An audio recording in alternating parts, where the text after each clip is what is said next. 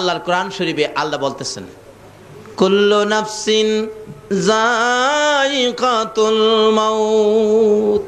সকল প্রাণীকে উদ্দেশ্য করে কোরআন শরীফে আল্লাহ ওয়াজ করেন। জীবন ভরা তো মাওলানা সাহেবরার ওয়াজ শুনলেন, এবার আল্লাহর ওয়াজ শুনেন।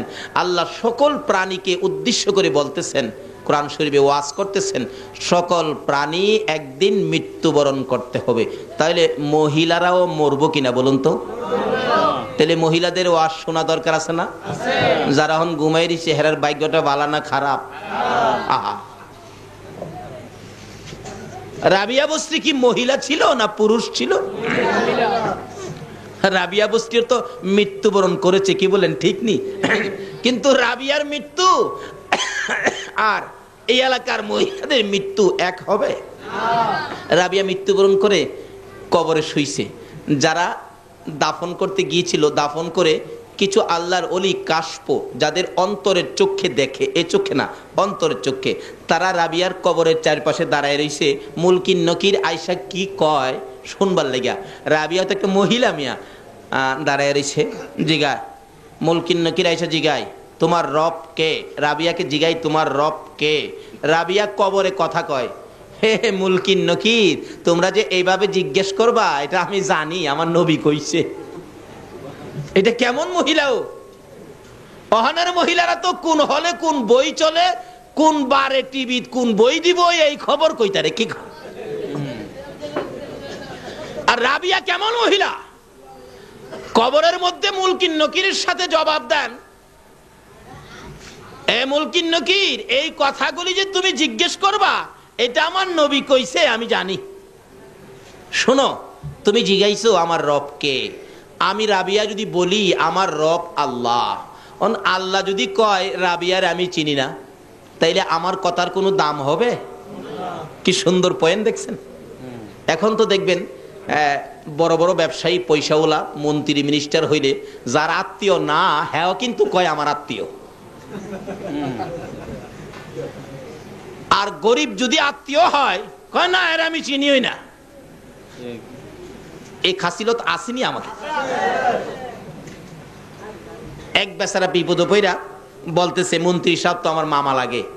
থানার ওসি সাহেব টেলিফোন করলেন, হ্যালো স্যার, এমকটা ছেলে, এমক নাম, এরকম উঁচা নাম্বার, চেহারার গঠন এই, আপনার ভাগিনা অপরাধে ধরাত পড়ছে, আমরা থানায় আনছি স্যার, আমরা কি ছেড়ে দিব?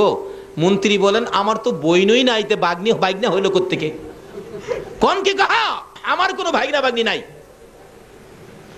এই তো ভাগনা হিসাবে পরিচয় দিয়া দিছে মন্ত্রীর। এরকম লোক আছে না বাংলাদেশে? এখন আমি যদি পরিচয় দেই আমার রব আল্লাহ, আল্লাহ যদি কয় আমি চিনি না, তাহলে এই পরিচয়ের কোনো দাম আছে? রাবিয়া কয় কবরে, মুলকিন নকির, তোমরা যা জিজ্ঞাইছো কথা রাইট, এটা তো জিজ্ঞেস করবা শুনেছি। এখন তোমরা তো জিজ্ঞেস করেছো আমার রব কে, আমি রাবিয়া যদি বলি আমার রব আল্লাহ, আল্লাহ যদি বলে আমি রাবিয়াকে চিনি না, তাহলে তো আমার এই কথার কোনো দাম নাই। তাহলে কি করবো?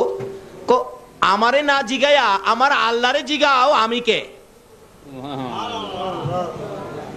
আল্লাহ যদি স্বীকার করে আমার কোনো ব্যাপারে, তাইলে এটা রাইট হবে, আল্লাহর কথা রাইট।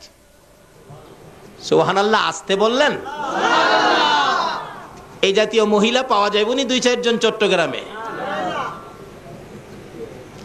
তাইলে আজকের ওয়াজ শুনে মহিলারাও এই জায়গায় যাওয়া দরকার আছে। বিদায় অনুরোধ করব মা বোনদেরকে, বাচ্চাদেরকে পিঠে থাপ্পড় দিয়ে ঘুম পাড়ায়া 2টা কোরআন হাদিসের কথা শোনো, কারণ তুমিও তো মৃত্যুবরণ করতে হবে।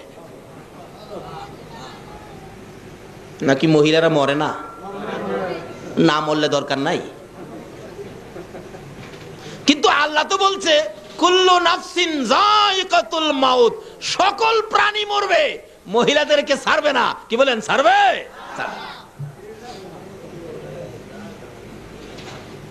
আপনারা এখানে কেউ আসেননি যে হুজুর আমি মরবো না? থাকতে পারেন, কিন্তু কাজ হবে না। যত মন্ত্রই পড়েন, মত থেকে বাঁচার কোনো মন্ত্র নাই। আল্লাহ বলছেন কুল্লু নাফসিন যায়িকাতুল মাউত, সকল প্রাণী মরতে হবে। তাইলে আমরাও একদিন মরতে হবে, মহিলারাও মরতে হবে। তাহলে মহিলাদেরও ওয়াজ শোনা দরকার আছে, খালি ঘুমাইলে হবে না। রাবিয়া বসরি এই অবস্থার মধ্যে জিজ্ঞেস করলে আল্লাহরে জিগান আমি কে, আমার কথার তো দাম হবে না, আমার আল্লাহর কথার দাম হবে।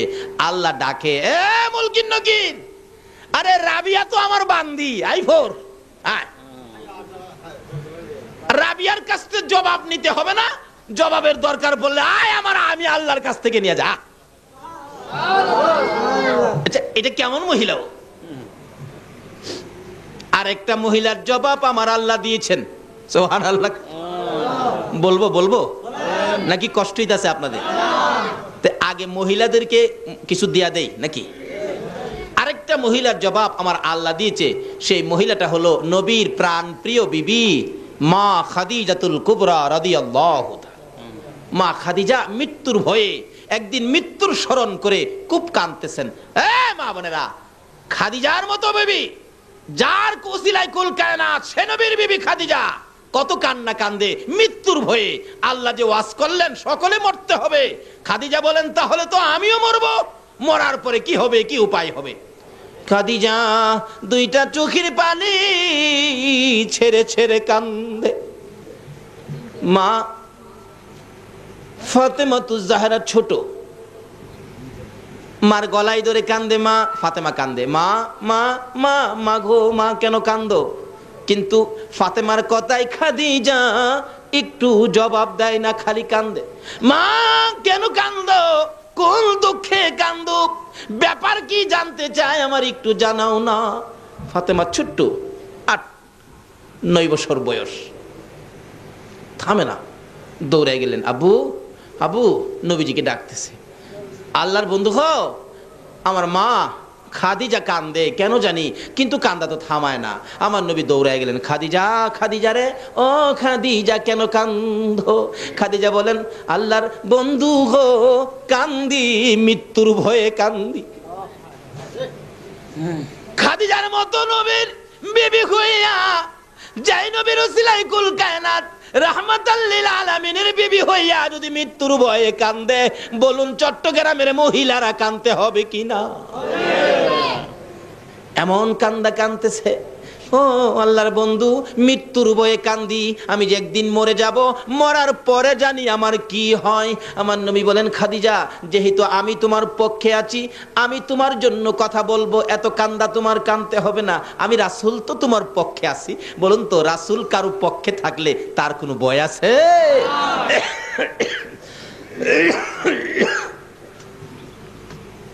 আচ্ছা কান্দা থামাও।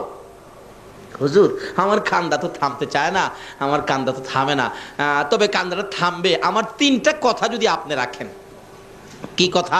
1 নম্বরের কথা হলো, আল্লাহর বন্ধু গো, আমি যদি মারা যায়, আপনি আপনার একটা জামা পাঞ্জাবি দিয়া আমি খাদিজারে কাফন করবেন। কেন?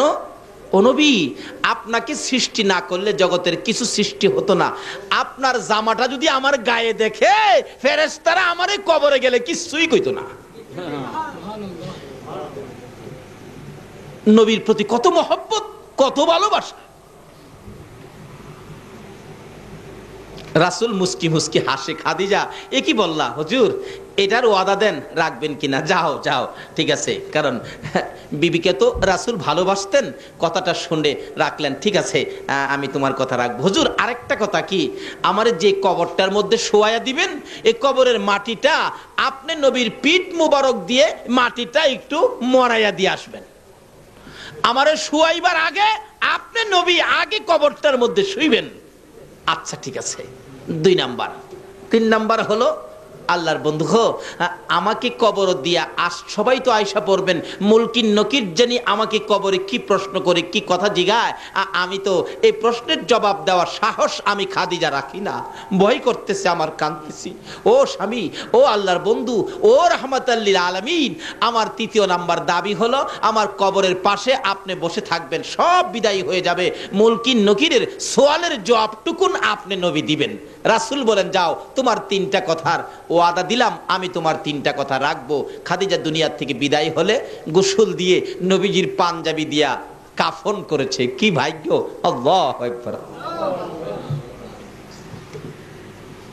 নবীর পাঞ্জাবি যদি কাফনে থাকে আর কোনো ভয় আছে?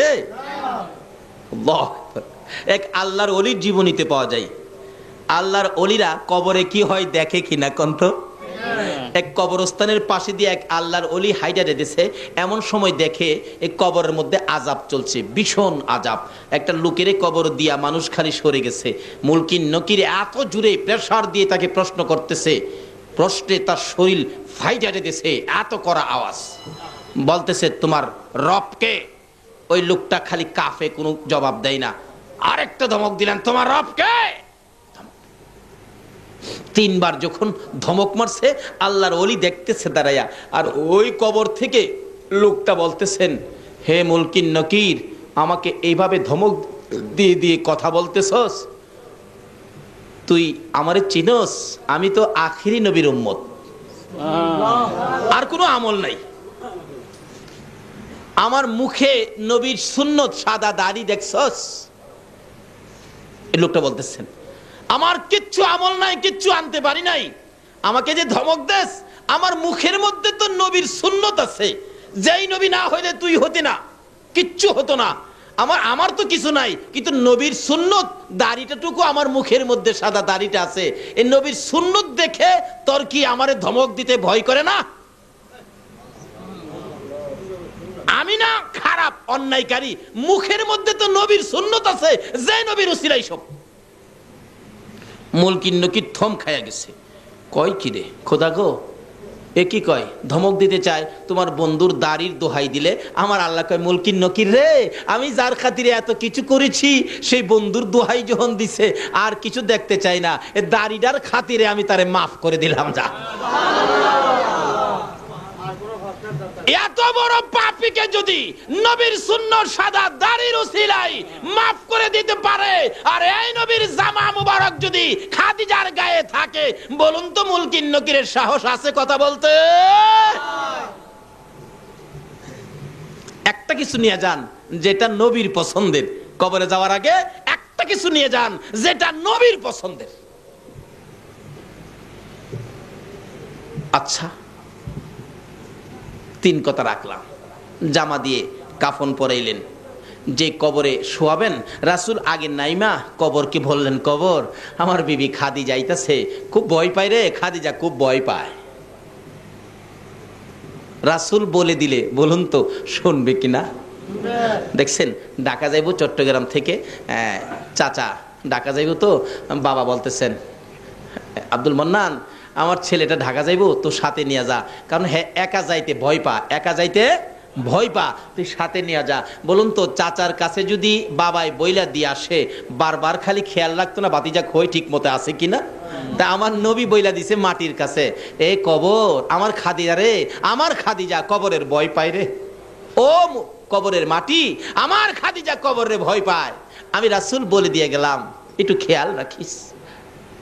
শোয়াইলেন, মাটি দিলেন উপরে, মাটি দিয়ে কমপ্লিট করে রাসূল বলতেছেন, সবাই চলে যাও। কবরে মাটি দিয়া আমরা কি কবরের পাশে থাকি? একজন আরেকজনকে কি বলি আমরা? কবর ছাড়েন, কবর ছাড়েন, তাড়াতাড়ি ছাড়েন, মুলকিন নকির আসবে। আসলে আপনি ভাববেন না কবর ছাড়লে আসে, কবর যদি নাও ছাড়েন তবু মুলকিন নকির আসবে। রাসূল বলেন, সাহাবীরা রে, কবর ছাড়ো, তোমরা কবর ছাড়ো। সাহাবীরা কবর থেকে দূরে যায়। আমার নবী চোখের পানি ছেড়ে ছেড়ে কবরের দিকে আগায়। সাহাবীরা বলেন, ইয়া রাসূলুল্লাহ, আমাদেরকে দূরে সরাইয়া আপনি কেন কবরের পাশে আগাইতেছেন? আমার নবী বলেন, সাহাবীরা রে, তোরা যা রে, আমার খাদিজার সাথে আমার কথা ছিল, মুলকিন নকিরের সওয়ালের জবাব আমি রাসূল দিব। সুবহানাল্লাহ। মুলকিন নকিরের সওয়ালের জবাব দিতে আমার খাদিজা ভয় পায়। আমি কথা দিয়েছি খাদিজার সাথে রে, মুলকিন নকিরের সওয়ালের জবাব আমি রাসূল দিব, তোমরা সরে যাও। সবাই সরে গেলেন, রাসূলের কথাই সবাই সরে গেলেন। আমার নবী খাদিজার মাথার পাশে কবরের পাশে বসে আছেন। 2 মিনিট পার হয়ে যায়, 4 মিনিট পার হয়ে যায়, 5 মিনিট পার হয়ে যায়, আধা ঘন্টা পার হয়ে যায়, মুলকিন নকির আসে না। ভাই সাহেব, মুলকিন নকির কবরে কয়দিন পরে আসে? মাটি দেওয়ার সাথে সাথে সময় হলো, কবরের কাজ শেষ করে একটা মানুষ কবর থেকে 40 কদম দূরে যাইতে যে সময় লাগবে, এই সময়ের পরে কবরের কাছে মানুষ থাকলেও মুনকির নকির আসবে। একবারে যদি সেনাবাহিনীর প্রধানকে পারমাণবিক বোমা দিয়া বসায়া রাখেন, তারপরেও মুনকির নকির কবরে আসবে। কষ্ট হইতাছে ভাই সাহেব? আসছে রাসূল বৈশা রইছে, কি ব্যাপার আধা ঘন্টা হয়ে যায় এখনো মুনকির নকির আসে না, আর কতক্ষণ বসে থাকবো? সাহাবীরা তো দূরে দাঁড়ায়া কষ্ট পাইতেছেন, হাইরে রাসূল বৈশা রইছে, কষ্ট লাগতেছে, রাসূল আসতেছে না, রাসূল হুজরায় যাবে আসতেছে না, ব্যাপারটা কি, ঘরে যাবে আসতেছে না। এমন সময় আমার আল্লাহ কয়, জিবরাইল আমার বন্ধুরে যায় একটা খবর দেস না, আমার বন্ধুরে যায় কও না তাড়াতাড়ি বাড়িতে যাইতো। জিবরাইল আইসা বলেন, ইয়া রাসূলুল্লাহ আল্লাহ সালাম জানাইছে আপনাকে, আমি জিবরাইলও সালাম দিলাম। হুজুর এখানে বৈশা রইলেন। জিবরাইল রে, আমি তো খাদিজার সাথে কথা ছিল মুনকির নকিরের সওয়ালের জবাবটুকুন আমি রাসূল দেব, এখনো মুনকির নকির আসতেছে না। হে জিবরাইল, তুমি তো ফেরেশতাদের সর্দার, বলো না মুনকির নকির কোথায়, কোন সময় আসবে? জিবরাইল বলেন, ইয়া রাসূলুল্লাহ বাসায় চলে যান। হুজুর মুনকির নকিরের সওয়ালের ভয়ে আপনাকে খাদিজা ওয়াদা করাইছেন, আপনি মুনকির নকিরের সওয়ালের জবাবটুকু দিবেন। আল্লাহর বন্ধু গো, যেদিন খাদিজা এই কবরের ভয়ে মুনকির নকিরের সওয়ালের জবাবের ভয়ে, ওই খাদিজা যেদিন চোখের পানি ছেড়ে ছেড়ে কাইদা আপনাকে যেদিন জামিনদার বানাইলেন, আপনাকে যেদিন ওই প্রশ্নের জবাব দেওয়ার জন্য ওয়াদা করাইলেন, ওই দিন আপনার কষ্ট হবে বলে আমার আল্লাহ এই মুনকির নকিরের সওয়ালের জবাব আমার আল্লাহ নিজেই আদায় করে দিয়েছে। দুইজন মহিলার সাথে, তারা তো মহিলা, কিন্তু কি কাজ করার পর এই পরিমাণ মর্যাদা কবরে গিয়া পাইলেন। কিন্তু সকল মহিলাদেরকে কবরে যেতে হবে কিনা বলুন তো? তাইলে আমরাও যাব, মহিলারাও যাবে। যাওয়ার আগে কি করতে হবে? আল্লাহ রাব্বুল আলামিন বলতেছেন সকল প্রাণীর উদ্দেশ্যে, সকল প্রাণী একদিন মৃত্যুবরণ করবে। আল্লাহ নিজে বলতেছেন, তাহলে এবার সকল প্রাণীর ওয়াজ শেষ, এখন আমাদের দিকে আসছে আল্লাহ। আল্লাহ বলেন, এই মানুষ তোমরা কিন্তু মরবা। তোমরা কেন মরবা জানো? আমি বানানোর সময় তোমরা রে মরার মেডিসিন দিয়া বানাইছি। সুবহানাল্লাহ। ওই যে আল্লাহ বলতেছে কোরআন শরীফে, খলিকাল ইনসানু যায়ীফা, আগে বলছে সকল প্রাণীরে, অন ডাইরেক্ট শুধু আমাদের উদ্দেশ্যে ওয়াজ করেন কোরআন শরীফে, খলিকাল ইনসানু যায়ীফা, হে মানুষ আমি তোমাদেরকে দুর্বল করে বানাইছি, একবারে দুর্বল। কারণ মরতে যখন হবে অত মজবুত করে লাভ কি, দুর্বল করে বানাইছি। মৌতের টিকেট আমাদের সকলের সাথে আছে কিনা? আজকে আপনাদের মাহফিলে আসছি, এখানে ফুটন্ত গোলাপ যুব সংঘের উদ্যোগে আয়োজিত মাহফিল। জিগান ছেলেদেরকে আমি বলছি যে আমি তো আসলাম, আমার যাওয়ার টিকিট কাটো, আগে যাওয়ার টিকিট কাইটা নিয়ে আইছে, কালকে যাব, আজকেই টিকিট কাটা। তা আমরাও যারা দুনিয়াতে আইছি মৃত্যুর টিকিট সকলেরই কাটা কিনা বলুন তো? মৃত্যুর টিকিট সকলেরই কাটা।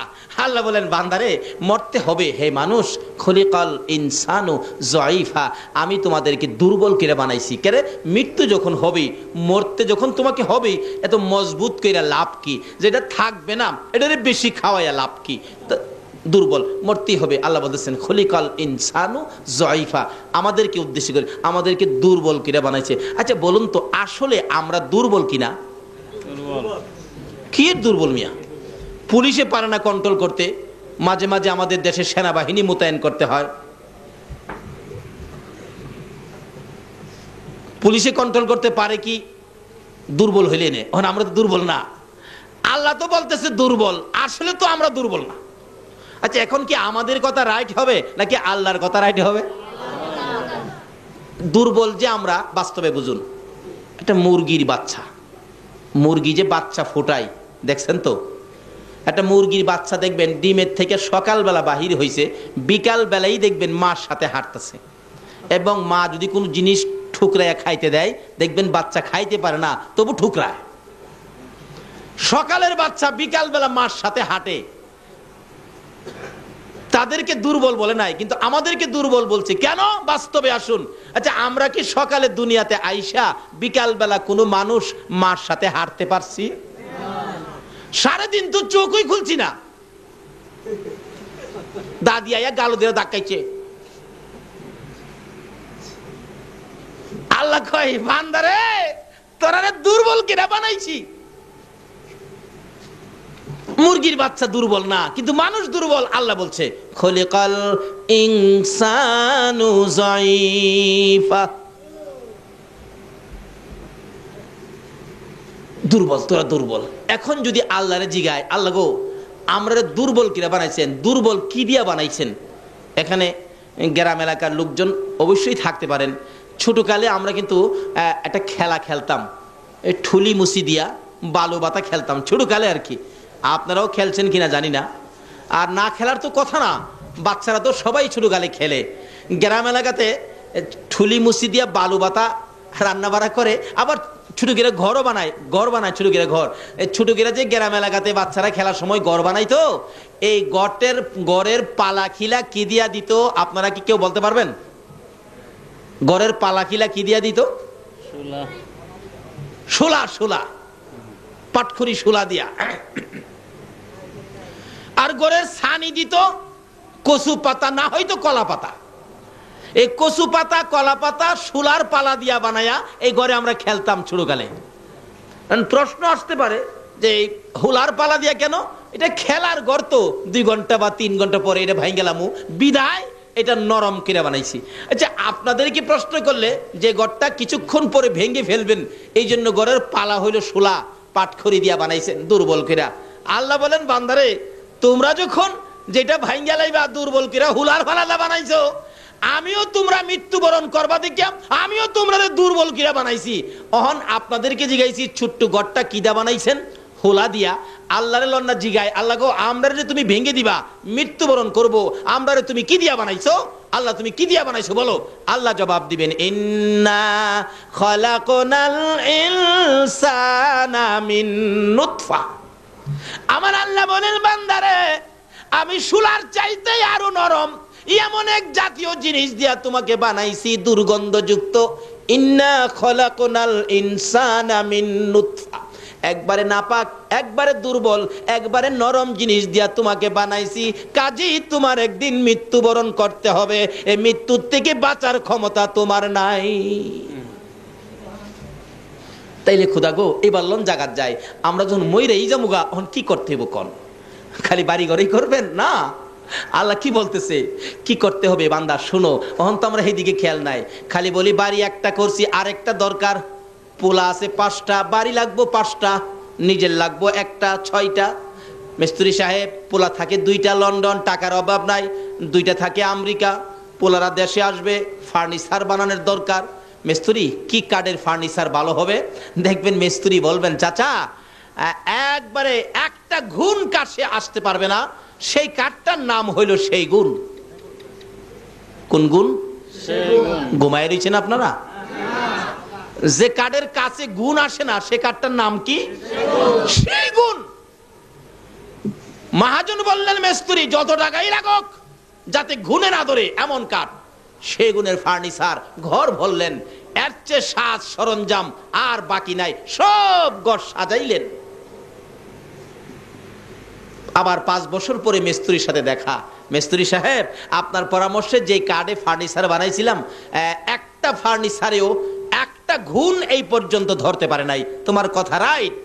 আমার আল্লাহ বলেন, ও দুনিয়ার মানুষ, এমন কাঠ দিয়া ফার্নিচার বানাইছো 5 বছর পরেও একটা গুণে ধরে নাই, কিন্তু তোমার ফার্নিচারে গুণে ধরে নাই। তোমার বিল্ডিং এর মধ্যে জং পড়ে নাই, ময়লা পড়ে নাই, কিন্তু তোমার মধ্যে যেন গুণ ঢুইকা গেছে। তোমারে কিন্তু গুণে ধরে নাইছে, সব ঠিক আছে, কিন্তু তুমি বিদায়। অনেক সময় দেখবেন বাড়ির গেটে নাম লেখা আছে আব্দুল মালিক, জিজ্ঞেস করলে মালিক সাহেব কোথায়? বাচ্চা দেখে নাইসা কয়, কাকে খুঁজেন? মালিককে। কোন মালিক? ওই যে গেটে লেখা। ও খবর রাখেন নাই? গেট আছে, নাম আছে, বাড়ি আছে, কিন্তু বাড়িওয়ালা মালিক নাই।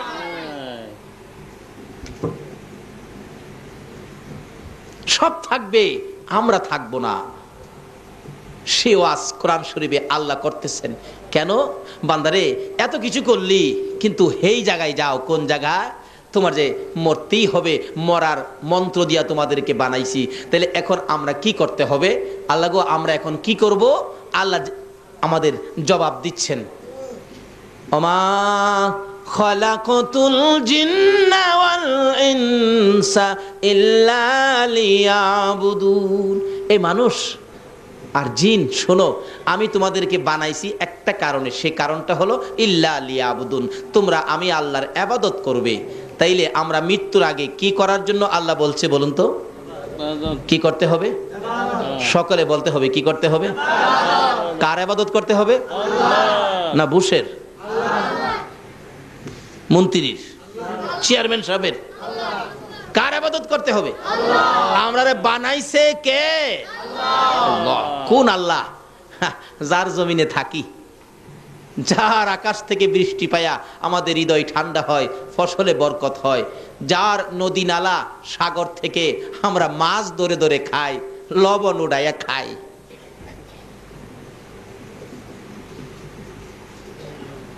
সে আল্লাহর ইবাদত করতে হবে। বলুন কার ইবাদত?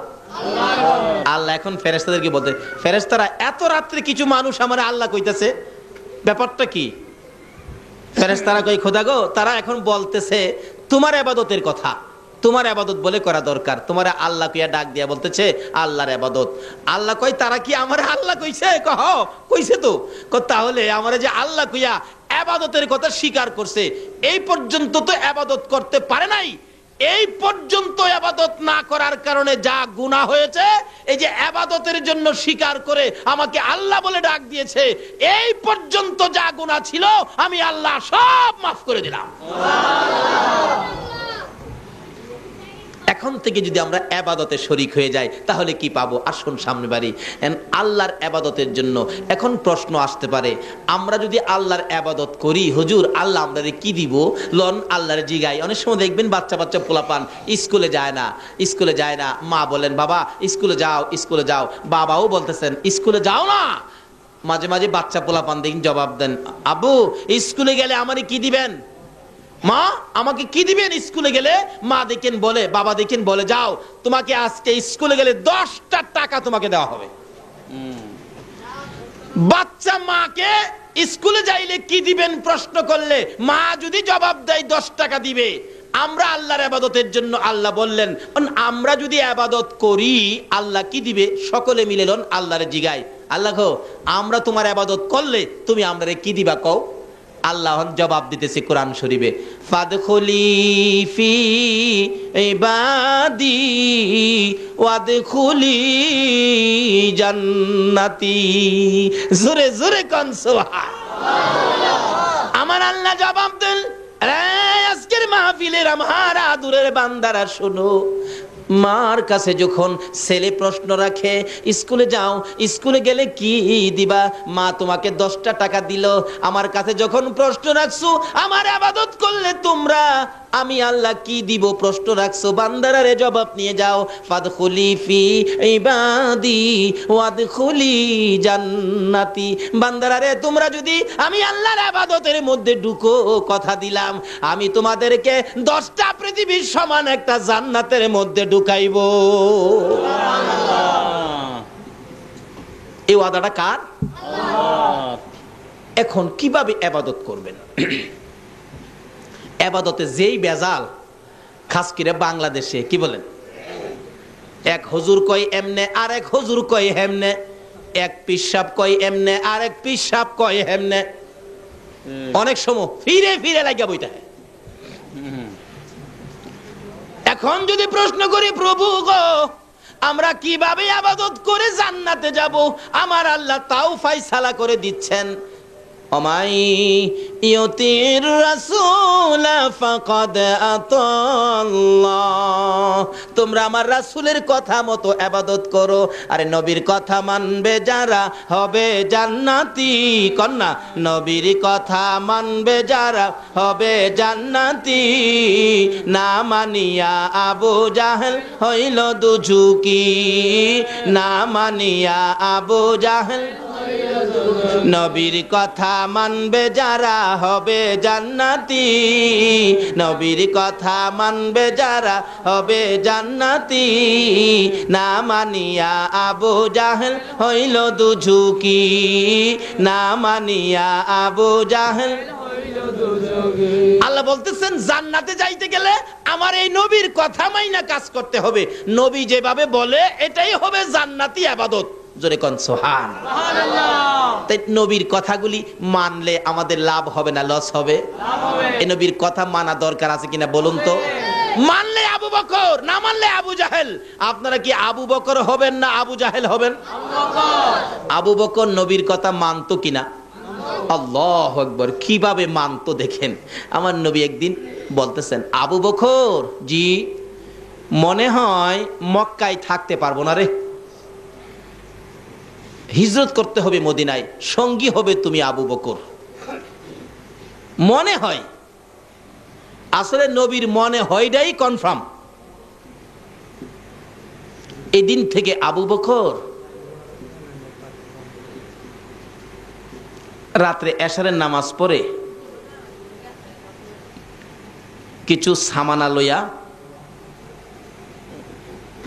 কাদের মধ্যে সামানার বোঝাটা লইয়া দরজার কিনারে দাঁড়ায় রইছে। সারা রাত পার হইয়া ফজর আজান পড়ে গেছে, নামাজে চলে গেছে। এইভাবে একটানা 6 মাস পর্যন্ত নবীর কথা মাইন্না। বলুন কার কথা মাইন্না? নবীর কথা। 6 মাস পর্যন্ত দরজা। 6 মাস শেষ যেদিন রাত্রের বেলা নবী আইসা ডাকতেছে। কেন? আবু জাহেল 40টা বংশ থেকে 40 জন শক্তিশালী যুবক নিয়ে আমার নবীর হুজরা মক্কা নগরীতে আমার নবীর ঘরকে ঘেরাও করেছে। আবু জাহেলের নেতৃত্বে 40 জন যুবক 40টা বংশের তরবারি হাতে নিয়ে এমন ভাবে ঘেরাও করেছে। আবু জাহেলের নির্দেশ, আমার ভাতিজা যেন এই ঘর থেকে বাহির হইয়া যাইতে না পারে, এই ঘরের মধ্যে ভাতিজাকে শেষ করে দাও। কিতাবে লেখে যুবকগুলি এইভাবে দাঁড়াইছে ঘরের চারপাশে, একজনের পিঠের সাথে আরেকজন পিঠ লাগাইছে যাতে ফাঁকে দিয়া যাইতো না পারে। নবী ঘুমিয়ে আছে, জিবরাইল এসে ডাক, ইয়া রাসূলুল্লাহ আর ঘুমাবেন না, অবস্থা ভালো না। কি রে জিবরাইল? হুজুর, আবু জাহেলের নেতৃত্বে আপনি রাসূলকে দুনিয়া থেকে বিদায় করে দেওয়ার জন্য চারদিক ঘেরাও করে আবু জাহেলের সঙ্গ ফাঙ্গরা তরবারি নিয়ে দাঁড়িয়ে আছে, আপনাকে যেতে দিবে না। নবী ঘুম থেকে উঠে চিন্তায় পড়ে গেলেন। আমার আল্লাহ ডাক দেয়, বন্ধু গো, আমি আল্লাহ যখন তোমার পক্ষে আছি কোনো চিন্তার কারণ নাই। একটা কথা আছে না, রাখে আল্লাহ মারে কে? আচ্ছা জিবরাইল আমার বন্ধুর হাতে এক মুষ্টি বালি দিলেন। কোরআন শরীফের সূরা ইয়াসিন থেকে একটা আয়াত বন্ধুর কানে খবর দিলেন। হুজুর আয়াতটুকুন তেলাওয়াত করে বালুর মধ্যে ফু দিলেন। ও আল্লাহর বন্ধু, বালুটুকু ঘরের ভিতর থেকে ছিটাইয়া দেন। আমার নবী ডাকে, এরা জিবরাইল, বালু ঘরের মধ্যে ছিটাইলে বালি কি বাহিরে যাবে? হুজুর, ছিটানোর দায়িত্ব হলো আপনার, বাহিরে নিয়ে এই বালু তাদের চোখে চোখে পৌঁছাইবার দায়িত্ব হলো আমি জিবরাইলের। দয়ালো নবী প্রেমের ছবি আর আসবে না জগতে, আমার দয়ালো নবী প্রেমের ছবি আর আসবে না হাসর দিনে উম্মত বিনে, হাসর দিনে উম্মত বিনে যাবে না নবীজি বেহেশতে। দয়ালো নবী প্রেমের ছবি আর আসবে না জগতে, আমার দয়ালো নবী প্রেমের ছবি আর আসবে না। 63 সাল জিন্দেগি কাছে বলে উম্মতি, 63 সাল জিন্দেগি কাছে বলে উম্মতি, এখনো কান্দে শুয়ে মদিনাতে নবী, এখনো কান্দে শুয়ে মদিনাতে, দয়ালো নবী প্রেমের ছবি আর আসবে না জগতে, আমার দয়ালো নবী প্রেমের ছবি আর আসবে না জগতে। আসুন, আগে ভারী কষ্ট হইতেছে আপনাদের? আল্লাহ আকবার। আল্লাহ বলতেছেন তোমরা আমার এই নবীর কথাগুলি মানো। এই নবীর কথা মানলে কি হবে? জিবরাইল বলেন ইয়া রাসূলুল্লাহ, এই বালুর মধ্যে আপনি ফু দিয়ে দেন, বালু ডিল মেরে দেন। রাসূল ডিল মেরে দিলে জিবরাইল, আরবের বালু আমাদের দেশের বালুর মতো নয়, শুধু পাথরের কণা, কাড়াওলা পাথরের কণা, প্রত্যেকের চোখে চোখে 2টা কইরা পৌঁছাইছে।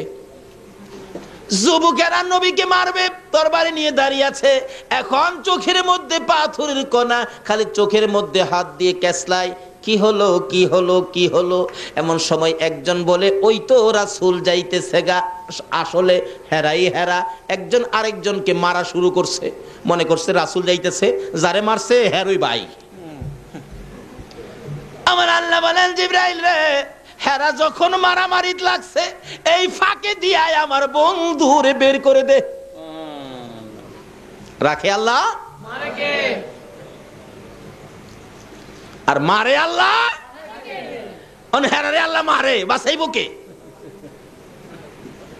রাখে আল্লাহ নবীরে, মারবে কে? আবু জাহেল একবার নবীরে মারবার লাগিয়া, বুঝছেন, নবীরে মারতো, কই বাতিজা লগে কিছুতেই কুলাইতে পারি না, মেরে না বাতিজারে, কিভাবে মারবো? এই খানে কাবাই চাইতে রাস্তার মধ্যে একটা গর্ত করছে, সারা রাত্রে একটা গর্ত করছে, গর্ত কইরা রাত্রে শেষ ভাগে উপরে দিয়া পাতালতা দিয়া ঢাইকা রেখা, পাতালতা দিয়া ঢাইকা ঘরের মধ্যে বৈশা তাকায় রইছে। বাতিজা গর্তে বাইরে রাস্তায় যাইব, তো এই গর্ত তো আর দেখবে না, পাড়া দিব, গর্তের মধ্যে পড়বে, আমি মাটি দিয়া বাতিজারে বিদায় করে দিব, শেষ। খুশি, রাত্রে ঘুমায় না, খুশি। আমার নবী তো এই রাস্তা দিয়ে যাওয়ার সময় হইলে আল্লাহ কয় জিবরাইল, আমার বন্ধু তো এই রাস্তা দিয়ে পার হবে, আবু জাহেল গর্ত করছে রে, এই গর্তের উপরে তোর নূরের পাখাগুলো বিছাইয়া দে। নূরের পাখাগুলো জিবরাইল বিছাইয়া দিয়ে রাখছে, নবীজি তো পার হয়ে গেছে। আবু জাহেল কয় এই তো পড়ছে, তার গেছে যখন তো অবশ্যই পড়ছে, কিন্তু জিবরাইলের নূরের পাখা দিয়া যে রাসূল পার হইছে তার তো এই খবর নাই। তাই গেছে দেখবার জন্য, যাইয়া গর্তের কিনারে খারুইয়া চাইছিল দেখতো পড়ছে কিনা। পড়তে গিয়া সারা রাত তাই ঘুমাইছে না, তো নিজের তো স্ক্রু বল্টু নাট ডিলে রিছে অগমা থাইকা দেখতে চাইছিল, তাই নিজেই একবারে তাউর খাইয়া গর্তের মধ্যে পড়ছে। পইরা গিয়া দেহে বাতিজা তো নাই, আমি চাচা দি, হাই হাই কি হলো, কি করলাম, কি আর হইলটা কি? সকাল হয়ে গেলে রাস্তার মধ্যে গর্ত দেখলে বলুন তো মানুষ গালাগালি করবে না? হ্যাঁ, কোন হারামজাদারে রাস্তার মধ্যে গর্ত করছে, আইসাই যাই দেহে এই গালি দে হারামজাদা। গর্তের কিনারে যাইয়া দেহে সাসাদি, হাই হাই সাসা আপনি, হ্যাঁ বেটা আগে আমারে গালি দিয়া হন আবার সাসা কস। আল্লাহ কই তুই গালিও খাইবি, সাসাও শুনবি। শত শত মানুষ চারদিকে ঘেরাও, হলোটা কি? গর্ত কোন কেন, ব্যাপারটা কি? কই কারো কাছে কইস না, আমার বাতিজার লেগে করছিলাম। আল্লাহ কই কারো কাছে কইতো না, আমি আল্লাহ কিয়ামত পর্যন্ত সকলের কাছে কমু। সুবহানাল্লাহ। কন্ত খালি আবু জাহেলের খবর কেন? আদম থেকে ঈসা পর্যন্ত সকল নবী রাসূলের কোন নবীর আমলে কি হইছে না হইছে, আচ্ছা সকল খবর আমরা জানি কিনা কন্ত? আমার নবী একদিন এই অবস্থায় চোখের পানি ছাইরা বলতেছে, মাবুদ, আদম থেকে ঈসা পর্যন্ত সকল নবী রাসূলের কাহিনী আমার উম্মতে জানে, সকল নবী রাসূলের উম্মতের কাহিনী আমার উম্মতে জানে, সব আমার উম্মতে জানে। অনেক সময় দেখছেন না, মার বাবাই কথা বলতেছে, ছোট্ট বাচ্চাটা কাছে গেছে, মা কই হ্যাঁ সামনে কথা কইও না, হ্যাঁ সামনে কথা কইলে হ্যাঁ যে বাতা ফোরা মানুষের কাছে গিয়ে আবার কই দিব। আমার নবী বলেন, প্রভু গো, আমার উম্মতে বাতা ফুরা উম্মতে সকল কাহিনী জানে। আমি নবীর একটা বই লাগে গো, আমার উম্মতের কাহিনী নিয়ে আবার হেরা যায় না ফালা। আমার আল্লাহ কই বন্ধু গো, তোমার উম্মতের সকল নবী রাসূলের কাহিনী জানাইলাম, কিন্তু তোমার উম্মতের কথা আমি কারো কাছে কমো না। ছেলে যদি অন্যায় করে বাবার কাছে কমো না, মেম্বার সাহেব অন্যায় করেছে চেয়ারম্যান সাহেবের কাছে কমো না, পুলিশ অন্যায় করেছে ওসি সাহেবের কাছে কমো না, মেয়ে অন্যায় করেছে মার কাছে কমো না, কারো অন্যায় আমি কারো কাছে কমো না। অন্য নবী রাসূল জানবে দূরের কথা, তুমি নবী কেউ জানতে দিব না গো। তারা যদি আমার কাছে ক্ষমা চায়, আমি আল্লাহ না জানাইয়া গোপনে গোপনে ক্ষমা করে দিব। কি মজার ব্যাপার, কি যে আমাদের ভাগ্য আখির নবীর পক্ষে, আখির নবীর উম্মত হইয়া আজকে নবীর পক্ষে মাহফিলে বসে রাত্র কাটাইয়া দিচ্ছি। এর বিনিময় কি দিবি আল্লাহ? আসুন সামনে বাড়ি, আর বেশি সময় আলোচনা আমি করবো না, কষ্ট দেব না। আসুন, রায় তো আর শেষ হই, বেশি আর বাকি নাই। এইভাবে আবু জেহেল বলতেছেন, তোরা আমারে গর্তের মধ্যে ফালাইয়া গালি দেস, আবার চাচা কোস আমারে উঠাস না। সকলে কয় চাচা কারণটা কি কন্যা? কয় কারণটা ছিল ভাতিজারে জীবনের শেষ বিদায় করে দেওয়ার জন্য এই কারণটা করছিলাম। তাইলে আপনি পড়লেন কেমনে? আইসে দেখতে চাইছিলাম ভাতিজা পড়ছে কিনা, অহন তো আমি পড়ে গেলাম, আমার উঠাস না। আল্লাহ কয় অহনই উঠতি, যার লেগে গর্ত করছস। এই খবরটা সারা পৃথিবীর মানুষের জন্য বাউ কইরা ইতিহাস কইরা তারপরে না উঠতি। একজন খুব দরদি ছিলেন, কাছে গিয়ে কয় চাচা উপরে হাত দেন, আমি আপনার টান দিয়া উঠাবো।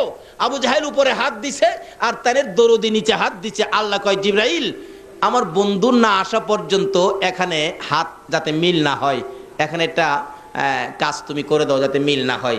জিবরাইল কই খোদা গো, আদাত বাকি রাখলে হবে? আল্লাহ কয় হ্যাঁ হবে তো। এখানে লাগাইয়া দিলেন, আখিরি নবী না আসা পর্যন্ত আদাত বাকি থাকবে, আদাত পুরা হইতে পারবে না আল্লাহর হুকুম ছাড়া। নিচে হাত দিচ্ছে, সামান্য ব্যবধান, হাত দিলেই লাগাল পাওয়ার কথা, কিন্তু একজনের হাতের সাথে আরেকজনের হাত মিলে না, বাকি হইল আদাত। আবু জাহেল কই, আরে বুকার বুকারা, আদাতের জন্য লাগাল পায় না, এক হাত রশি দিলেই তো হয়। এক হাত রশি দিলে আমার আল্লাহ কয় জিবরাইল রে, মাবুদ গো আদাত ঠিক আছে, দিছে এক হাত রশি, বাকি আদাত। আবু জাহেল কই, আরে বুকার বুকা, দুই হাত রশি দে, দিলে দুই হাত রশি, বাকি হইল আদাত। আমার আল্লাহ জিগায় জিবরাইল, না মাবুদ ঠিক আছে, আদাত পুরা হবে না।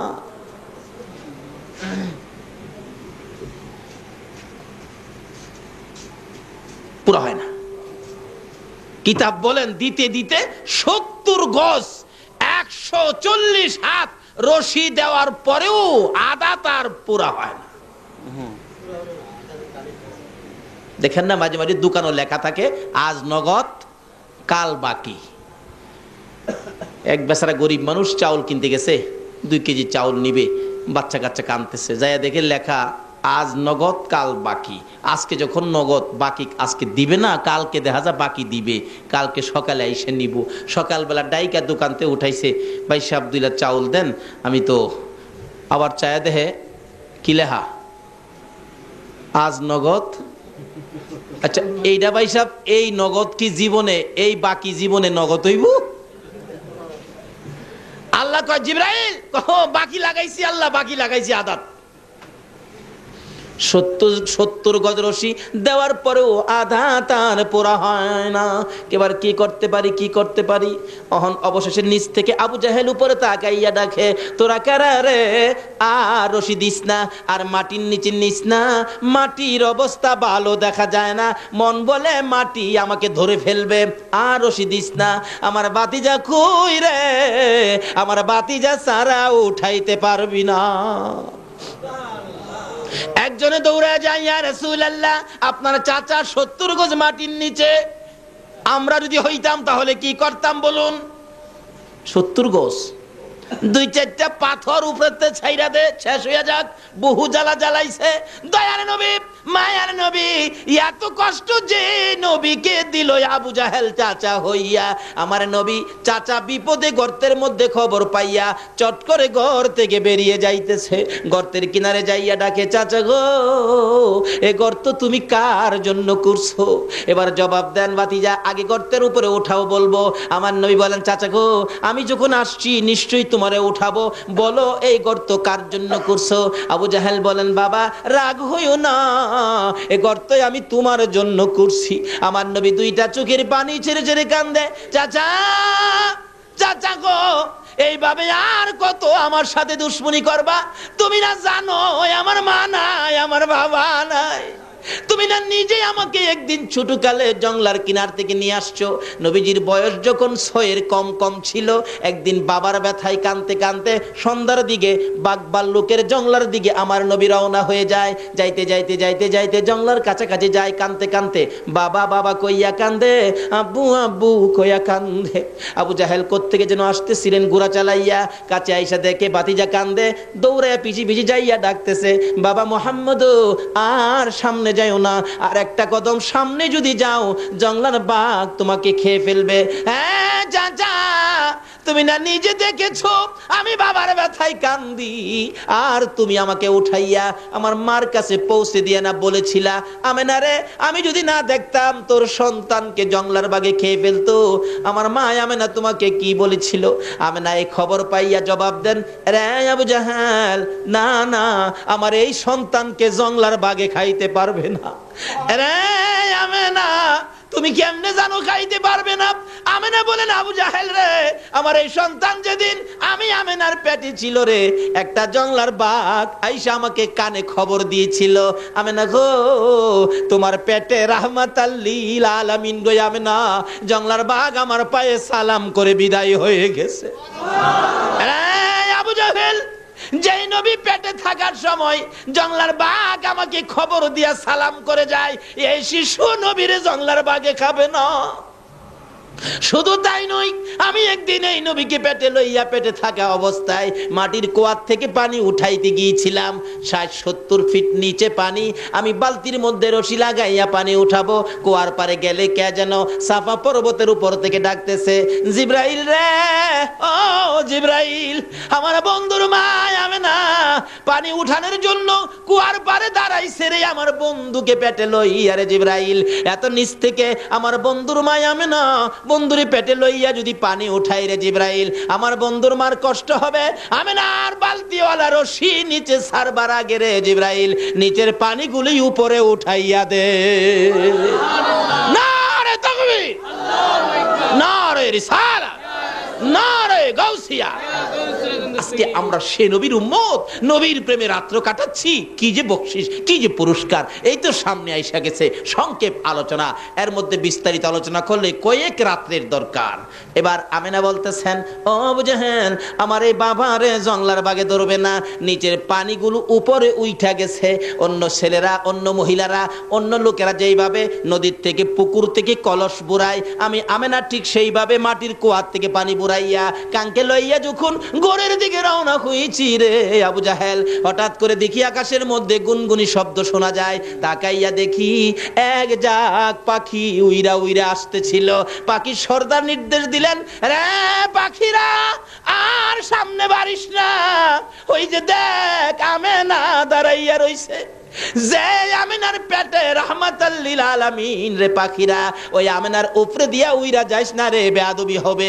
এমন সময় দেখি আমেনা ওই কলসি কাঙ্খে লইয়া দাঁড়িয়ে বলতেছেন, ও আবু জাহেল, আমার পেটে রাহমাতাল লিল আলামিন বিদায়, পাখিগুলি আমার উপরে দিয়া উইরা যায় না, আমার দুই ভাগে ভাগ হইয়া চারদিক দিয়ে ঘুরতেছে আর ডাকতেছে, তোরা দেখি যা আমিনা মায়ের কুলে, তোরা দেখি যা আমি না মায়ের কোলে, এলো আল্লাহর হাবিব বারো রবিউলে, এলো আল্লাহর হাবিব বারো রবিউলে, তোরা দেখি যা আমি না মায়ের কুলে, তোরা দেখি যা যাহার জন্য হইল সৃজন আকাশ জমিন, সেই নবীর প্রেমে পাগল হরে মুমিন। রহমতেরই দুয়ার খোদা দিলেন খুলে, তোরা দেখি যা আমি না মায়ের কুলে, তোরা দেখি যা আমি না মায়ের কুলে, এলো আল্লাহর হাবিব বারো রবিউলে, এলো আল্লাহর হাবিব বারো রবিউলে। কুলে তোরা দেখি যা, আমিনা মায়ের কুলে তোরা দেখি যা, আমিনা মায়ের কুলে। আমিনা বলেন আবু জাহেল রে, আমার এই সন্তান জীবনে কোনোদিন জংলার বা খাইতে পারে না। আমার নবী বলেন চাচা গো, তুমি তো জানো আমার মা নাই, আমার বাবা নাই, আমার জন্য গর্ত তুমি করেছো, তোমার কি আমার জন্য একটু মায়া লাগে না? চাচা তোমাকে উঠাবো, যদি কালিমা শরীফ তুমি পাঠ করো। আবু জাহেল 70 গজ মাটির নিচ থেকে বলতেছেন ভাতিজা আমি কালিমাটা পড়বো, আমারে মাটির উপরে উঠাও। আমার নবী বলেন নিচের থেকে পড়ো। না না, উপরে ওইটা পড়বো। আমার নবী নিচে হাত বাড়াইলেন, চাচারে উপরে উঠাবেন। আবু জাহেল নিচের থেকে উপরে হাত বাড়াইবেন। আমার আল্লাহ বলেন জিবরাইল রে, আজকে যেন আর বাকি লেখা না থাকে, আজকে বাকি নগদ বানাইয়া দাও। কিতাবে আসছে নবী হাত দিলে নিচের দিকে, উপরের দিকে হাত বাড়াইলেন। আবু জাহেল 70 গজ নিচের হাত, সঙ্গে সঙ্গে নবীর হাতের সাথে হাত লাইগা যায়। আমার নবী একটানে উপরে উঠাইয়া বলতেছেন চাচা গো, তুমি না বলেছো উপরে ওইটা কালিমা পরে আমার পক্ষে আসবা, চাচা এবার কালিমাটা পড়ো। আবু জাহেল জামার বালু যাইরা ফালাই আর কয় ভাতিজা এত বড় জাদুগির তুমি, আমি আগে জানি না। নাউজুবিল্লাহ কন। আমার নবী বলে জাদুগির। আবু জাহিল্লা কই হ্যাঁ রে ফাইলে কি কন, হ্যাঁ রে ফাইলে কি আপনারা খাওয়াইবেন না দাওয়াইবেন, উড়াইবেন না মুড়াইবেন? আবু জাহিল্লা বাপের বেড়া হইলে আসা তুই একদিন চট্টগ্রাম ফুটন্ত গোলাপ যুব সংঘের সামনে আয় বেড়া হইলে একদিন। কি যে কষ্ট, কি যে যন্ত্রণা দিতেন আমার নবীকে, কিন্তু আল্লাহ রাব্বুল আলামিন বলতেছেন না, এই নবীর কথা মাইনা যা করবা এটা হবে জান্নাতি। মানতেন আবু বকর, বলুন কে মানতেন? আর মানতেন না কে? আবু জাহেল। ওই যে আবু জাহেল যুবকদেরকে নিয়ে ঘেরাও করেছে, আমার নবীরে মাইরে লাইব, আর বাঁচাইবো কে? আল্লাহ। এবার নিজেরা মারামারি লাগছে। কি যে মারামারিও, মারতে মারতে একজন আরেকজনকে কুবাইয়া বিছাইয়া লাইতেছে। মাইরা ফাইট গড়াগড়ি, কই মাইরা লাইছি রে, মাইরা লাইছি। গলার আওয়াজে কই কারে মারছস? কই নবীরে মারছি। কই আমি কি তোর বাতিজা লাগি? আরে কই কি চোখ খুললে দেখে হেরা হেরাই আমার নবী গেছে। গভীর রাত্র একা একা নবীজি যাইয়া আবু বকরের ঘরের দরজার সামনে। আবু বকর একবারে কাছাকাছি বাড়ি, নিজের চোখে দেখে আসছি, আল্লাহ দেখাইছে। আবু বকর লাব্বাইকা ইয়া রাসূলুল্লাহ এই কথা বলে চুপচাপ আবু বকর সন্তানের দিকে তাকায় না, বিবির দিকেও তাকায় না। আমার নবী আইসা পড়ছে, চুপচাপ দরজা খুলে না, আওয়াজ শুনলে বাচ্চা বিবির ঘুম ভেঙে যাবে। আমার নবীর সঙ্গী হব, কারো কাছে বলবো না। আজকে কারা গো ঘরের দরজা বন্ধ করে মাহফিলে বসে আছে? আমার মন বলে যারা নবীর প্রেমে একটুকুন সময় দিয়েছেন কষ্ট করে, আবু বকরের সাথে মিলা যাবে গো। আবু বকর বিবির কাছে কয় না, বাচ্চার কাছে কয় না। কিতাবে আসছে আবু বকর দরজাও খোলে না, আওয়াজ হবে বিদায়। আস্তে আস্তে ওই বাহির সাইটের একটা জানালা চুপ করে খুললেন। জানালা খুইলা বাহির হইয়া নবীর সামনে যাইয়া হাজির। ইয়া রাসূলুল্লাহ চলুন কি করতে হবে? আবু বকর বলেন আমি নবীর চেহারার দিকে তাকাইয়া দেখি গো, আমার নবীর চোখ থেকে জর্জর করে পানি পড়তেছে। হুজুর আপনার কি কেউ আঘাত করেছে? না রে আবু বকর, কেউ আঘাত করে নাই। হুজুর আপনারে কি কেউ গালি দিয়েছে? না রে আবু বকর, কেউ গালি দেয় নাই। হুজুর তাহলে এইভাবে চোখের পানি ছেড়ে ছেড়ে কেন কান্দেন আমি জানতে চাই গো আল্লাহর বন্ধু। আমার নবী পিছনের দিকে ফিরা ফিরা কয় আবু বকর রে, এই রে আমার মায়ের দেশ, এই আমার বাবার দেশ। আজকে আবু জাহেলের যন্ত্রণায় মায়ের দেশ বাবার দেশ সাইরা মদিনায় যাইতে আমার মায়া লাগে। আবু বকর দেরি করা যাবে না, চল, ওই তো পিছনের শত্রুর শব্দ শোনা যায়, চল তাড়াতাড়ি যায়। এবার আবু বকর আমার নবীর কথা মানে। বলুন আবু বকর কার কথা মানে? চলুন হুজুর চলুন। একটু চলে গেলেন পিছন দিয়ে। আবু জাহেলের নেতৃত্বে বালু মাটি ছিল, বালু মাটির মধ্যে পায়ের দাগ দেখে দেখে আবু বকরের বাড়ি পর্যন্ত আসলেন আবু জাহেলের নেতৃত্বে। ও সঙ্গীরা, যুবকেরা, এই দাগ দেখে দেখে চলো আমরা যাইতে থাকি, কারণ এই রাস্তায় তো কোনো মানুষ কোনোদিন হাঁটে না, দাগ পাওয়া যাবে না। আমার আমার নবীজির পাও মুবারকের দাগ দেখে দেখে আবু বকরের ঘরের দরজা পর্যন্ত আইসা গেলেন। এখানে আইসা দাঁড়িয়ে আছে, পায়ের দাগ দেখা যায়। ডাক দিলেন, নিশ্চয়ই ঘরের মধ্যে আছে। দরজা যখন বন্ধ, ডাক দিলেন, দরজার মধ্যে আবু জাহেল।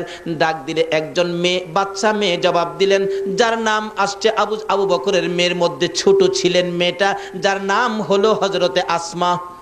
আসমা বলেন, কে তোমরা এত রাত্রে ডাকো? আবু জাহেল বলেন, দরজা খুলে দাও, এই ঘরের মধ্যে মুহাম্মদ ঢুকছে। বাচ্চাটা বললেন, না না, এই ঘরে কোনো মানুষ নাই, এই ঘরে আমার বাবারেও পাওয়া যায় না। দরজাটা খুলে দিলে আবু জাহেল ডাকে, এদিকে আয় আসমা, এদিকে আয়, তোর বাবা কোথায়? বলতে পারি না। আখিরি নবীর সঙ্গী হইয়া বুঝি চলে গেছে, তাও বলতে পারি না। কোন দিকে গেছে তাও বলতে পারি না। বাচ্চা মানুষ ঘুমিয়েছিলেন। ডাইকা ডাইকা কাছে আই না গো। আবু জাহেল নিষ্ঠুর পাষাণ, ছোট্ট মেয়ে বাচ্চাটার দুইটা গালে এত জোরে দুইটা থাপ্পড় মারছে, কানের পর্দা ফাইটা বাবা গো কইয়া জমিনে পড়ে গেছে। জমিনে পড়ে গলাগাটা মুরগির মতো লাফাইয়া লাফাইয়া কান্দে। এই কান্দার আওয়াজ আবু বকরের কানে যাইয়া পড়ছে।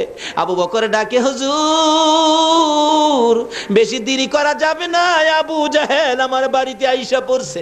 রাসূল বলেন, তুমি কেমনে জানো তোমার বাড়িতে আসছে?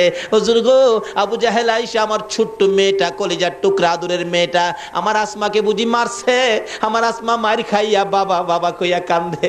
আমার নবী বলেন, আবু বকর রে, তোর মেয়েরে যদি আবু জাহেল মারে, এখন কি তুমি মেয়ে বাঁচাইতে যাইবা নাকি রাসূলের পক্ষে যাইবা?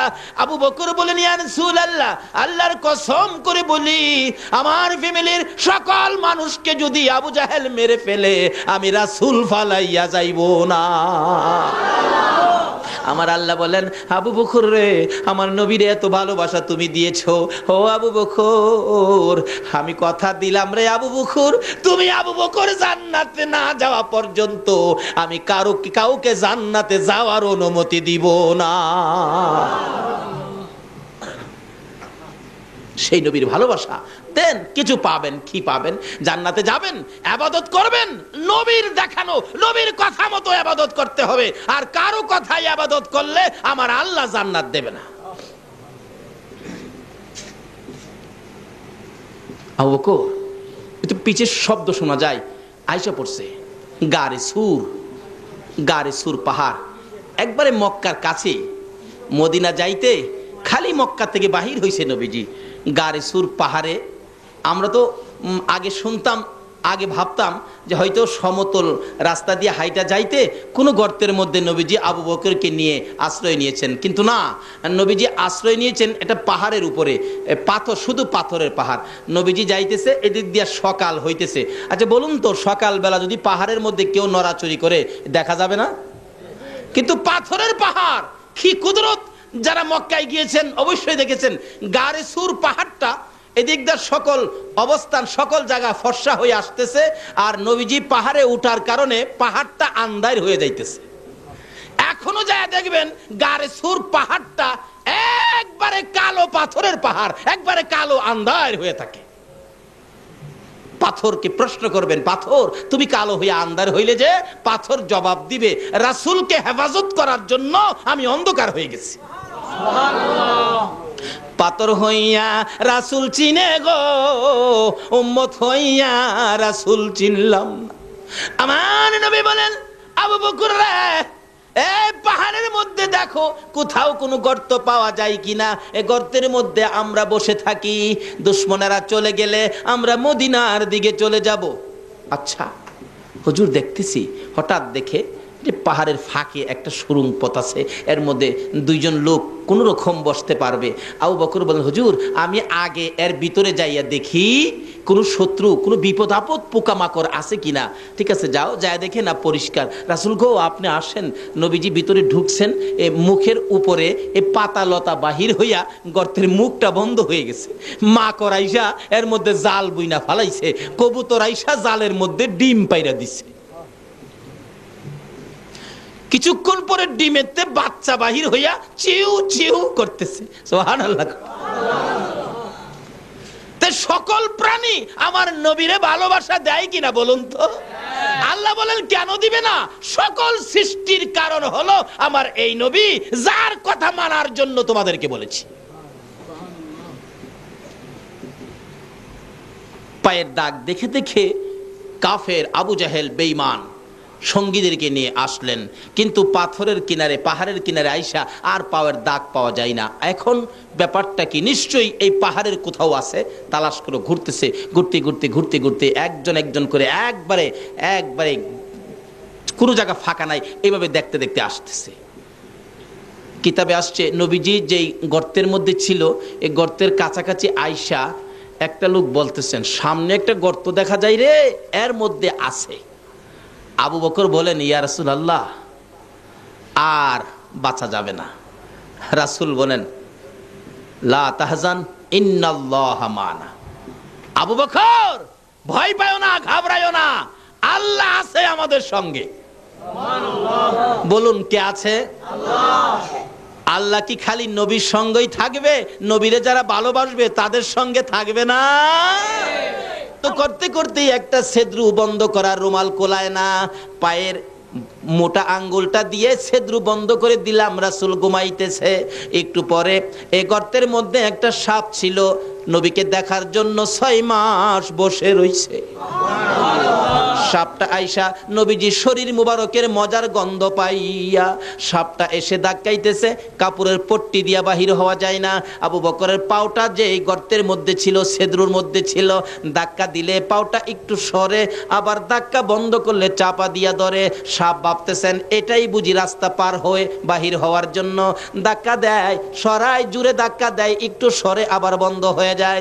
সাপটা অপারক হইয়া নবী দেখার পাগল হইয়া ও অসহ্য হইয়া অধৈর্য হইয়া আবু বকরের পায়ের মধ্যে দংশন করে দিল। আবু বকর ব্যথায় অস্থির হইয়া কান্দে, মউত, আমি আবু বকরের জীবন যাইতে পারে গো, রাসূলের ঘুম ভাঙাইতে পারি না। একবার দংশন করলেন, আবু বকরের পাও সরে না, আবার দংশন করলেন, তবু আবু বকর পাও সরায় না, ব্যথায় অস্থির, সমস্ত চেহারা কালো হয়ে গেছে। আবার দংশন করলেন, 3 বারের মাথায় আবু বকর বেহুশ হইয়া পড়ে গেলে আমার নবীর ঘুম ভেঙে গেছে। ওইটা দেখে সর্প দাঁড়াইয়া রইছে, আবু বকর জমিনে পড়ে রইছে। আমার নবী জিগায়, সর্পরে, আমার আবু বকর কি সর্বনাশ করলি? সর্প ডাকে, হুজুর বেয়াদবি ক্ষমা করে দিয়েন, আমি আবু বকরকে ধ্বংস করার ইচ্ছা ছিল না। আমি শুনেছি আল্লাহর হাবিব এই রাস্তায় হিজরত করে মদিনায় যাবে, আবু জাহেল সঙ্গীদেরকে নিয়ে আপনাকে আক্রমণ করার জন্য আসবে, আপনি গর্তের মধ্যে আশ্রয় নিবেন গো। আমি অপেক্ষায় ছিলাম, আপনি নবী গর্তের মধ্যে আশ্রয় নেওয়ার জন্য আসলে আমি সাপ গর্তের মুখের মধ্যে পাহারা দিব। আপনার কোনো শত্রু যদি আসে আমি সাপ দংশন করে দুনিয়া থেকে বিদায় করে দিব। হুজুর আপনার আগমনে আবু বকর আমারে বাধা দিল। আবু বকর ভাবছে আমি বুঝি আপনাকে দংশন করব। নবী গো, আল্লাহর কসম করে বলি 6 মাস পর্যন্ত বসেছিলাম আপনি নবীর পক্ষে ওই কাফেরদের মোকাবেলা করার জন্য। জংলার সর্প হইয়া নবী চিনল গো, উম্মত হইয়া নবী চিনলাম না। এই সারা বিষ পানি হইয়া আবু বকর সুস্থ হইয়া দাঁড়াইলে। অনেক লম্বা ঘটনা।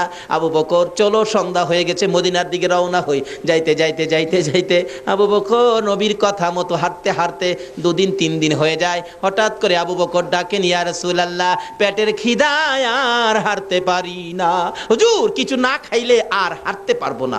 আবু বকর বলেন, কই খাবি? এখানে তো কোনো বাড়িঘর নাই, শুধু মরুভূমি, কই খাবি? হুজুর তাই তো, বাড়িঘর তো দেখা যায় না, খালি তো মরুভূমি, কই খাবো? মানুষ পাইলে, বাড়িঘর পাইলে তো খাইতে পারতাম, আছে বাড়িঘর?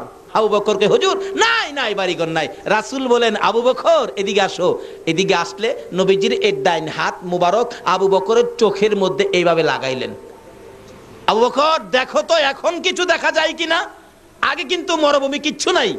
নবীজির বরকতের হাত লাগানোর পরে আবু বকর বলেন, তাকায়া দেখি সামনে একটা বাড়ি দেখা যায়। আগে বাড়ি নাই, এখন করতে আইলো। আল্লাহ হয়, এ বকরির বাচ্চাটার মধ্যে দুধের ব্যবস্থা করে দাও, আমার আবু বকর দুধ খাবে, আমি রাসূল দুধ খাবো। দাবিটা করছে কে? এই নবীর কথা আমার আল্লাহ রাহেনিও, রাহেনি। সঙ্গে সঙ্গে আবু বকর বলেন, ছোট্ট বকরির বাচ্চা মোটা তাজা হয়ে গেছে, সঙ্গে সঙ্গে দেখি বকরির মধ্যে দুধের জোয়ার আইসা গেছে, বকরির বাচ্চাটা বেমাইতেছে দুধের ভরে। আমার রাসূল বলেন, আবু বকর রে, একটা দুধের বান্ড নিয়ে আসো। ডাকতেছে মহিলাকে, মা মা একটা বান্ড দাও। মহিলা বলেন, এই কি কারবার, জীবনে তো দেখি নাই। বাচ্চা বড় হলো, দুধ দিবে। বলুন তো, বাচ্চা দুধ নিজে খায়, এখন যদি দুধ দিতে পারে, এই বাচ্চার দুধের মালিক কি ইহুদি হবে? বাচ্চা দুধের মালিক কে হবে বলুন? রাসূল হবে। ওই দুধের বান্ড বালতি সহ ওই মহিলার কাছে পৌঁছাইয়া দাও। মহিলা দাঁড়াইয়া রইছে, কি পাগলের খেলা, কি আশ্চর্য খেলা। বান্ড দিলেন, বকরি দিলেন, বকরি যাইয়া খালি মহিলার দিকে তাকাইয়া থাকে। এ কথাই বুঝি বুঝাইতে চায় মহিলাকে বকরি নিজে। ও বকরির মালিক, জীবনে এই খেলা আর দেখছনি? এই নবীরে চিনতে পারছনি? আবু বকরের কাছ থেকে বান্ড বুঝে নিলেন মহিলা, খালি বকরির দিকে চাই, দুধের দিকে চাই, আবার লোকগুলি যাইতেছে তাদের দিকে চাই। ঘরের ভিতর নিয়ে বকরিটারে বাইদা রাখলেন। কিতাবে আসছে এই বকরিটা এদিন থেকে নবীর দুয়ার বরকতে যে দুধ দেওয়া শুরু করেছে, একটানা 30 বছর পর্যন্ত দুধ দিয়েছে। মালাইকা ইয়া রাসূল সালাম আলাইকা ইয়া হাবিব। জান্নাতি মেহমান নিয়ে হাত বাড়াইছি। মউত এত বড় রাত্র তোমার বন্ধুর প্রেমে কাটাইয়া দিছে। গাউসে পাকের স্মরণে মাহফিলে বসে এ রাত্র কাটাইয়া দিছে। মাবুদ গো, ফুটন্ত গোলাপ যুব সংঘের উদ্যোগে আজকের মাহফিলে যারা শরীক হয়েছে, যারা টাকা পয়সা বুদ্ধি পরামর্শ দিয়ে মাহফিলকে এত সুন্দর করেছে, যারা দূর দূরান্ত থেকে এসে মাহফিলকে সাজিয়েছে, মাবুদ রে, এই হাতগুলি তোমার দরবারে বাড়াইলাম, একবারে খালি বাড়াই নাই। তুমি যার প্রেমে সব বানাইছো, ওই নবীর উপর দুরূদ ও সালাম মদিনা পাঠাইয়া রে মাবুদ পিছে পিছে হাত বাড়াইছি। মাবুদ জানি না দুইটা হাত আর কতদিন বাড়াইতে পারবো। মাবুদ গো, যুবকেরা মাহফিলের আয়োজন করেছে, তোমার আদরের বান্দারা বসে আছে, নবীর আশেক পাগলেরা, অলি গাউস কুতুবের পাগলেরা এই রাত্র বসে তোমার কাছে হাত বাড়াইছে।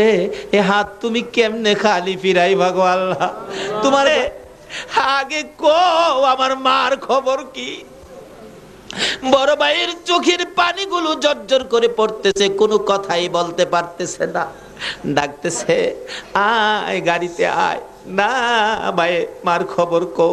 মার খবর কয় না, কানতে কানতে জমিনে পড়ে গেছে, দৌড়া যাইয়া বাবার পায়ে পড়ে গেছে। বাবা গো, ও বাবা, ভাই কিছু কয় না, তুমি বলো আমার মার খবর কি?